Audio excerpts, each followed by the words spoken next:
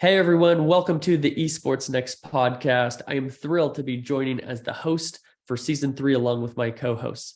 We are going to be interviewing speakers, sponsors, and attendees of the Esports Trade Association conference in Chicago. So if you're looking to understand who will be at the conference and what they're all about, tune in, come join us.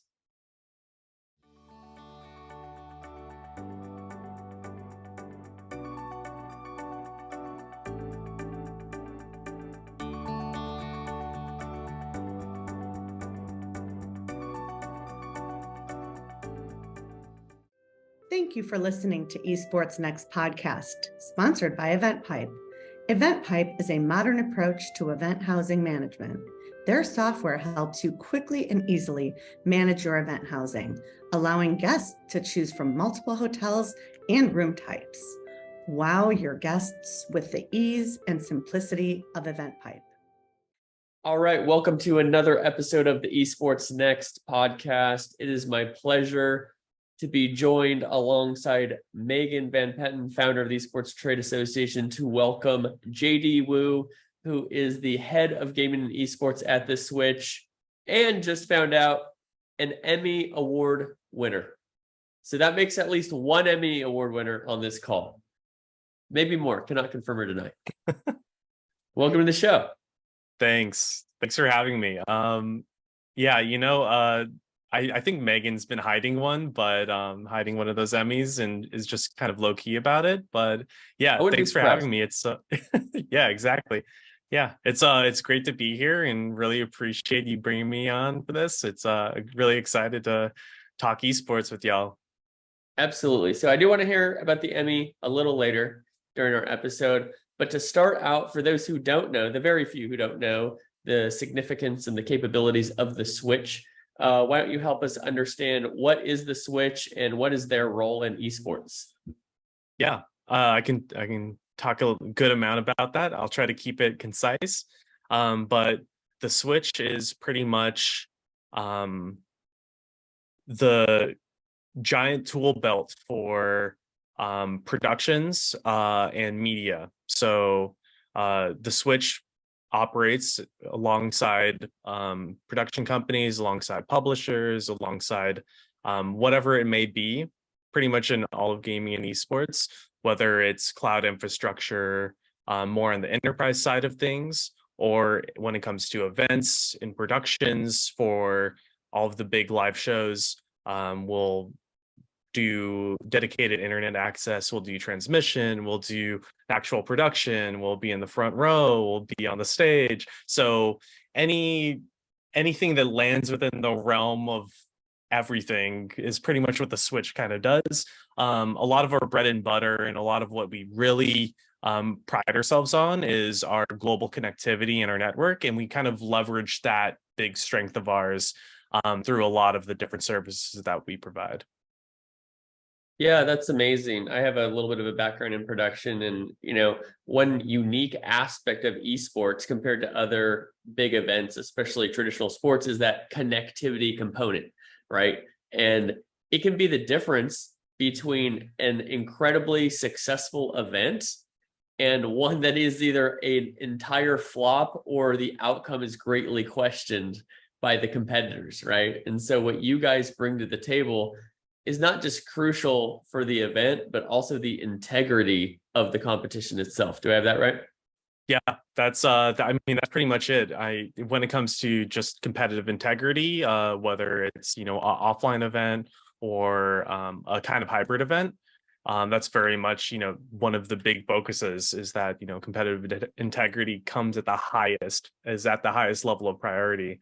And then of course when it comes to anything outside of that realm of just connectivity in a competitive environment, just being able to just get the broadcast out safely, that's also one of our big things. So of course it's awful when there's an issue with the server and something goes wrong and the competitive is kind of compromised in a tournament, but it's also awful if no one can watch it at home.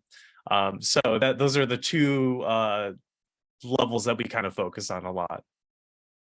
Love that. Well, one thing that is unique about your story, and it's not the Emmy yet, we're not getting into that yet, but not everybody will know that although maybe you're behind the stage nowadays, you were formerly a League of Legends player competing on that stage. Why don't you share a little bit about what that's like going from being the player to then working in the industry as a business professional? Yeah, yeah. I mean, it's a little shocking as a player when you start to venture beyond the desk you're sitting behind when you're competing, because you just really start to understand how much people care and everyone cares, and how big of a scope everything is. Because Hmm. when I was a player, I was a little ignorant. I was young too, so I'd show up, I'd be like, oh yeah, there's a tournament going on, someone just put this together, and then Yeah. yeah, I'll show up and I'll try to win. But as I stepped more and more back from that kind of player position and into Mhm. support staff, into behind the camera, into the event space, and production space, you really do get to understand how many hours that people are putting in, not during work hours as well, into Right. these productions and into these events, just to kind of make a magical moment for people. And I think that was one of the most shocking things about kind of stepping out of the player position and into the business area, Mm. um, is just, the passion just continues, right? Your passion as a player, but then the passion is also in everybody involved in the process. It's really awesome. And that's why it doesn't surprise me or any of us that you've won an Emmy, because when you can go from play to passion and keep the passion happening and have a fruitful career that you love, it's not as easy as it sounds. You don't see professional athletes making that transition. Can you tell us a little bit about that and how you got guided so seamlessly through that? Yeah. So I was a little lucky with kind of, what I was passionate about before while I was aspiring to be a professional player, because I went to school for cinema. So I was definitely very much into video and capturing and storytelling in general. So as I, was juggling both, as you do when you're a pro player, um, I ended up in a pretty awesome position where I can take my experience and knowledge, from being good at the game and understanding the game and the mechanics and the timings of all these different things from a strategical point of view, in the games, to and also my I guess my creative eye and visual storytelling, and then kind of got an opportunity to be a in-game camera operator. So Hmm. I was an observer for Riot Games. That's kind of how I started and transitioned in. And really big shout out to the whole observer team at Riot. They're really, really awesome people. Really, really down to earth, and they really do care about the craft of what in-game observing is. Um, so yeah, I kind of got that opportunity there, and um, just kind of stayed in that area. Anytime I had off, I would kind of hang around the studio, hang around the space. And, if you hang around someone enough, they'll just tell you what they're doing. And you kind of do that in all the different positions. And you stay after a couple of times, someone will kind of let you mess with some of the equipment. And you just do that enough times, you get some experience. And then I got given a really awesome opportunity to step in as a technical director, and did a lot of the technical direction for the amateur events for Riot, and then kind of branched that and stepped up into different positions, and then kind of took it from there and just kind of kept on going. Um, and then was just doing pretty much all of the Riot Games international stuff, all of LCS, and the whole shebang and that whole craziness. That's incredible. When you were a pro player, did you have the perspective of I am paying attention to what I'm doing, what's going around me for my next stage of my career? Or did your career end and you said, oh, I got to do something, and here I am in this space? What was that like? I think that's a really good question, because I know that at least early on when I was pro, there wasn't that much talk about what a future looks like for a pro player. I know that nowadays it's like a lot more talked about, just because of how Right. much legacy there is, I guess, with Mhm. esports nowadays. Well, and you were But immortal as well, right? When you're in your teens and yeah, your 20s, exactly. I'm you're like, gonna I'm live gonna be pro forever, and forever. yeah, Yeah, and yeah. always be a pro gamer. Yeah. Yeah, Why yeah. think about I'll anything else? always be the best. Yeah, that's what every pro gamer thinks. But yeah, during the first like 3 years of it, I was very just focused on being the best I possibly could at what I was doing. And then, as you get older, and then you're like, okay, maybe I'm not the best, and maybe I'm not always going to be the best at what I do. As a competitor, I was like, what other ways can I look to support my team?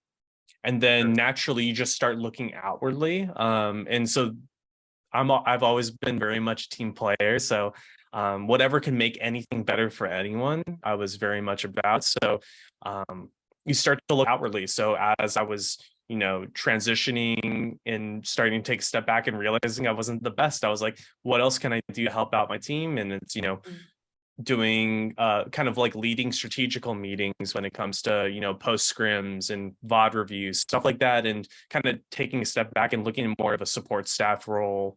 And then naturally you just kind of keep taking a step back, and you're like, well, what if my future as being a support staff or a coach or an analyst for a team isn't necessarily my end game? What does that look like? And then I kind of just keep looking at what cool thing I can do for the team, and then just cool thing I can do for esports. And that kind of just, I think the passion of esports is pretty much that main driving factor, where you just want to do something cool and want to do something that you'll uh you'll make a cool moment for someone either watching it or just being a part of it.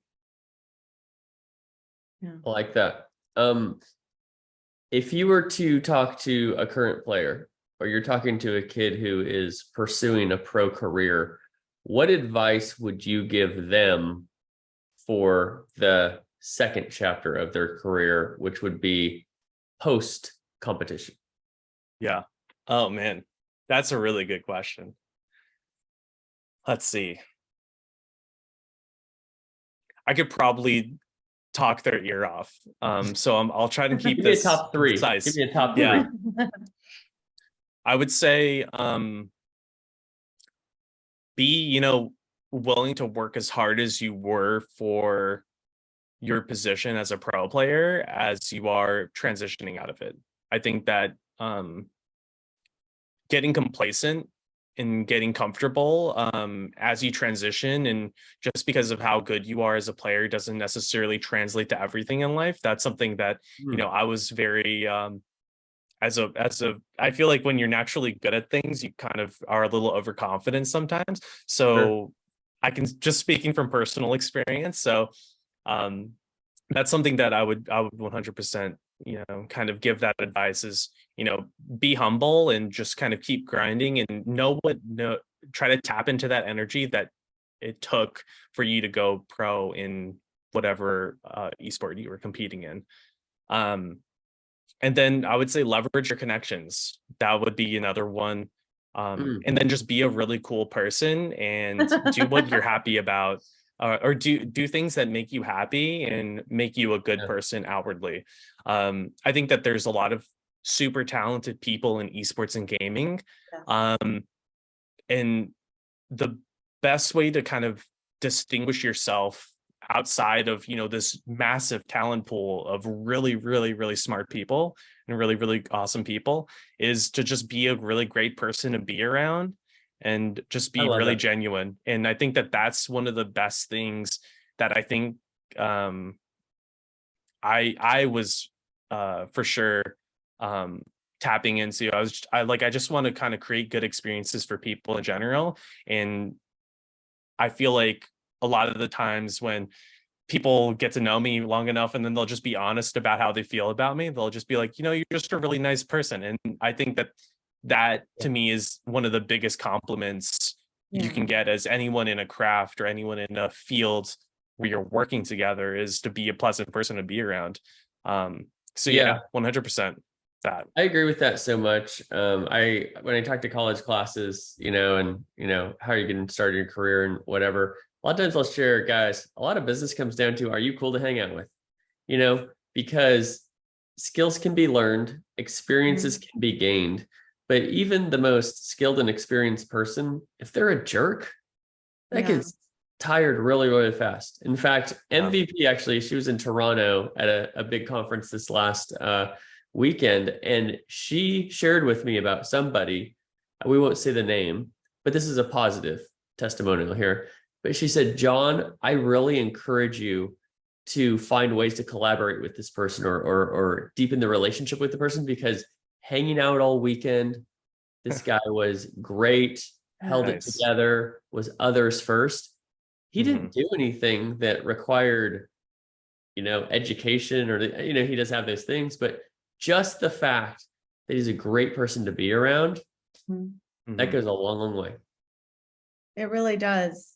Consistency, that you're the same person in the morning at a conference while you're grabbing coffee to the last, good night, see you tomorrow.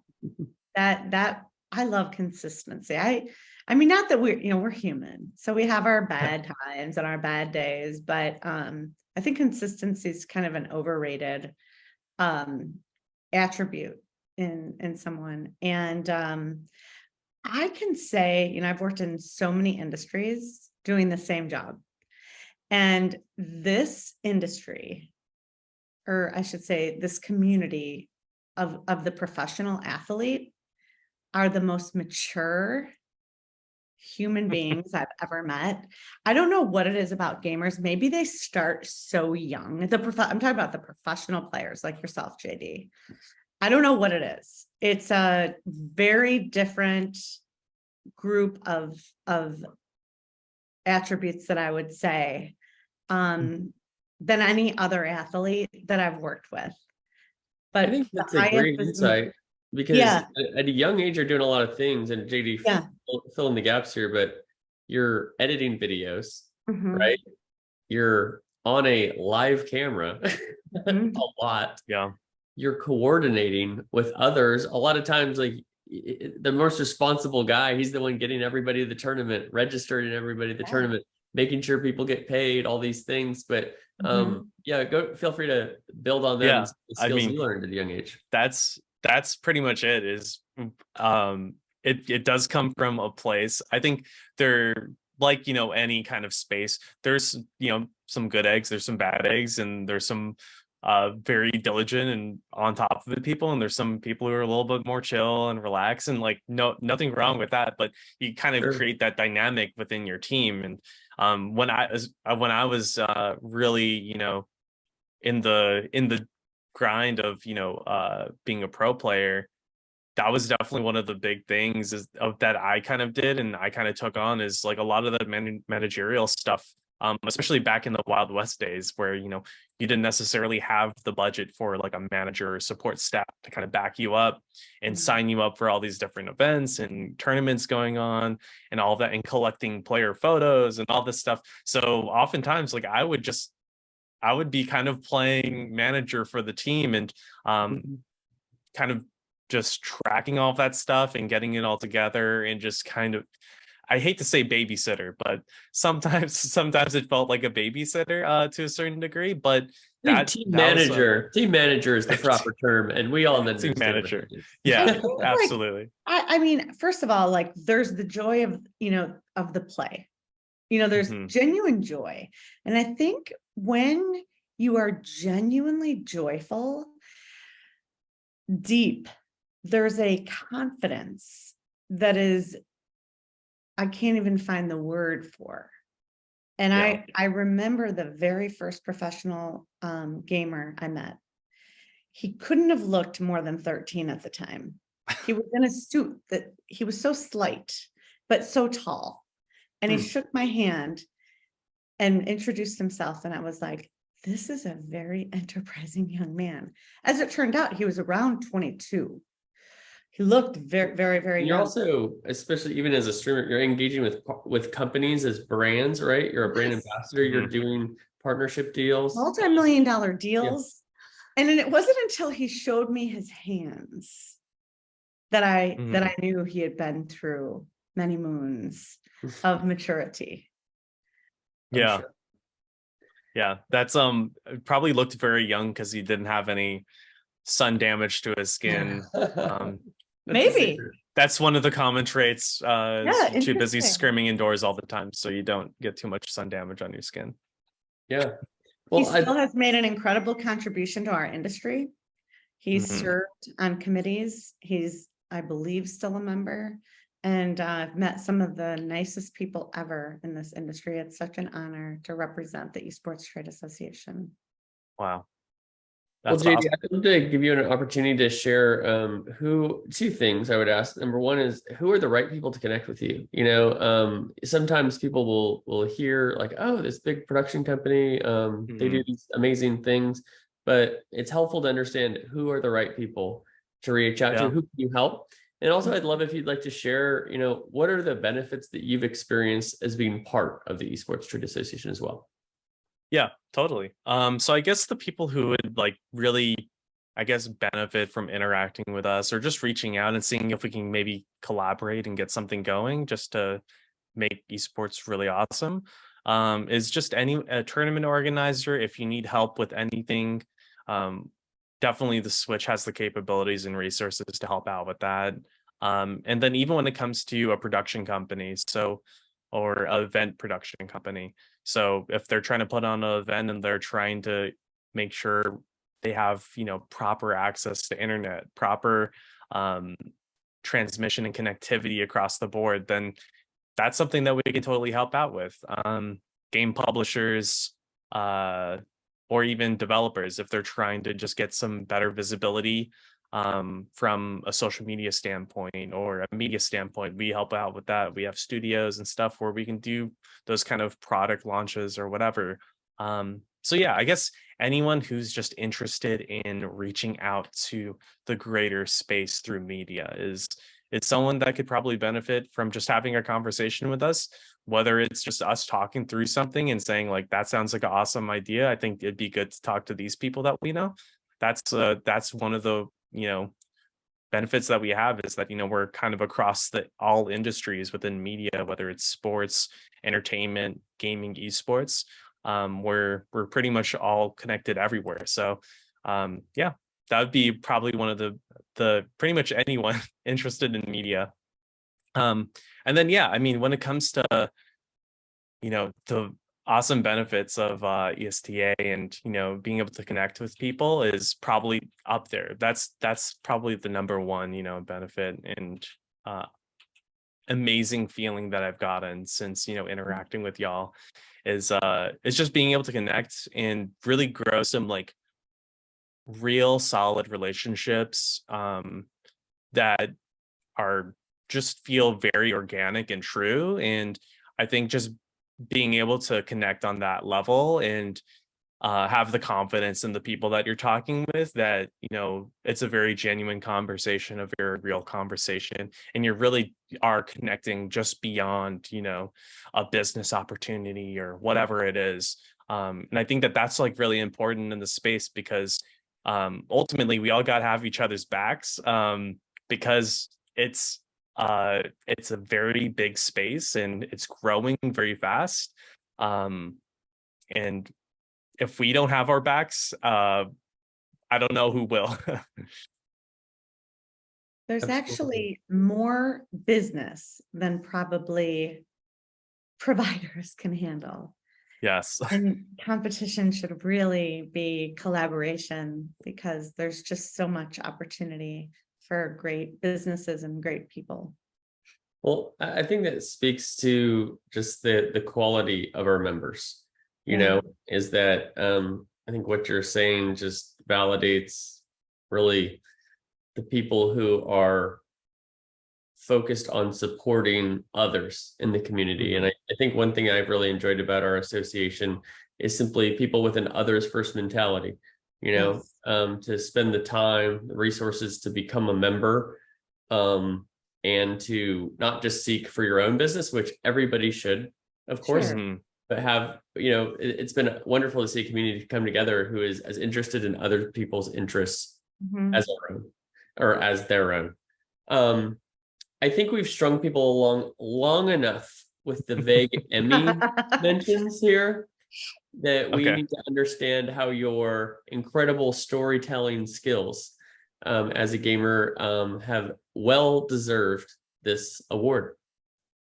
Yeah, I mean, I'll preface this with me saying that I try to be as humble as I can, almost to a fault. So yeah, this was for the 2019 League of Legends World Championships. It was an Emmy for a front row position in the control room. And it was just a very big collaborative effort. I mean, the team is massive, and the amount of hours total from all the human beings involved in that whole production was massive. And I was lucky enough to be as one of the people that got given an Emmy out of the big giant team that it is. And yeah, it was a big process, that world championship, and it was really awesome to be a part of, and I'm really grateful. But yeah, it was a massive endeavor, and I was playing the technical director role for that show. And so pretty much the visual storytelling aspect of it, and then also the responsibility of managing a lot of the technical uh, facilities that kind of went on air. And yeah, just ensuring that the visual storytelling was matching the stories that were happening on the stage and happening around the stage. And that's pretty much it. It's I could be saying a lot of things about it, but I don't want to talk too much about, all the work that a lot of other people were a part of. But Sure. yeah, very grateful to be a part of that project. It was a really, really cool one. Mm. Well, now it makes a lot of sense when we first met and you said, "Don't look me in the eyes." I was like, "Who is this guy?" And then I was like, "Oh, he won an Emmy." Now I get it. Just kidding. Yeah. JD, for our audience, is far more humble than he needs to be. Have you experienced anything in your work or the response to your work, or since winning the Emmy, kind of like the result of earning an award? A lot of times, an Emmy is such a well-known, credible award that when people have, not everybody has won one. MVP probably, I think we confirmed, has one, but I do not. Um, so share a little bit about like what that has been like, that experience. Yeah. I think the difference between pre-Emmy me and post-Emmy me is there's really not much of a difference when it comes to how I go about a project, or how I go about any kind of work. And it's pretty much, I don't mean to be cheesy, but I can't help myself.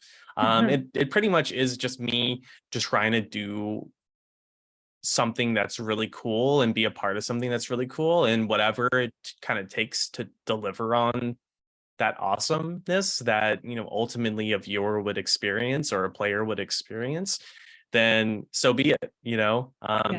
And that's pretty much what kind of drives me for how I do my work, and how I kind of go through a project. And I guess externally, I think that there is a level of recognition that you kind of get when you get an award, which is great for someone like me, because I don't try to, I'm humble to a fault. So having some sort of recognition externally that doesn't involve me talking about myself is awesome. So it does help me kind of branch out, and kind of help out with my credibility, when I'm giving feedback or whatever. But yeah, that I would say that's pretty much, it. When there's that much success at an early age, I think it's so cool. because there's these ladders of achievement we make. Even if you look at like the Maslow hierarchy, it's like one step takes it to the other and takes it to the other. And I've been really present to this industry, this generation, the next generation of hope that, you know, we're all working for the world to be a better place. That's truly what I'm witness to, because you're achieving, and then boom, it really does bring you to giving back. Because once you've made it, it's just that natural progression, and that I'm so witness of you. And so what's Thank you. ahead for you? What's next? I mean, we get that you're Yeah. making a huge contribution at Switch, you're giving back to the association. What else do you have Honestly, it's I think the biggest thing for me is, you know, being able to give people the opportunity and the exposure to things that they wouldn't necessarily have. So going? being able to talk to students, being able to talk to anyone who's interested in esports and gaming, whether it's as a player or whether it's something, you know, outside of that. As we know, like, you know, people in esports and gaming, you kind of wear a lot of different hats at different times of your different times of your life during a project or whatever. So we all have a decent amount of exposure to, you know, the different pieces of the puzzle. But yeah, giving, you know, back to people who are interested, people who are passionate, that is by far, you know, one of the biggest things for me. So being able to speak to students, being able to speak to the very passionate players out there who are like looking to do something because they just care about it so much. Being able to guide them and give them any advice on trying to get a leg up on things, so they don't have to necessarily go through any of the learning struggles or just kind of like expected failures that you kind of hit when you're on a path to building out a career, building out, you know, working towards something through your passion. You should, on Wednesday, the day after our conference, we do a trip to the Northwestern Children's Hospital. And Okay. you should consider coming, because we ask, you know, professional athletes that kids would know, and they get to meet some of their hero athletes. It's a wonderful opportunity. So if you'd like Bring your to do Emmy. that, pardon me? Yeah. Yeah, bring your Emmy. That's a Bring good the Emmy. idea. Oh, John no. wants to see it, and bring your pen for your autograph for John. John's fanning Okay. out. All right. Fair enough. So I you don't should know if show I him can. your bobblehead that you got. You got a bobblehead? I feel like that beats an Emmy. Hold on. Do you know what was funny when we surprised him? Let me tell you what's ridiculous about this. So first of all, what kind of narcissist has two bobbleheads of himself? Oh, two. Okay. But I should mention, I did not give myself either of these. So what was so funny, for my birthday last year, a friend gave me like a skateboarding John bobblehead. Uh-huh. And I thought that was hilarious and ridiculous. And I was like, okay. Unbeknownst to me, at our conference last year, I'm called to the stage, and our ESTA team is like, John, we have a gift for you to unwrap, like in front of everybody. At the podium. I'm like, okay. And it is ESTA John. That's great. And so I was dying laughing because nobody knew I had this other one, which I thought was hilarious and ridiculous. And I'm like, what kind of jerks got two of them? No, I love it. I love the quote on the skateboarding one too, the YOLO, you know. That's a great one. Great quote. So me and my friend, we say YOLO to each other in ironic ways. Yeah. And so, yeah, they got me on that one. I love it.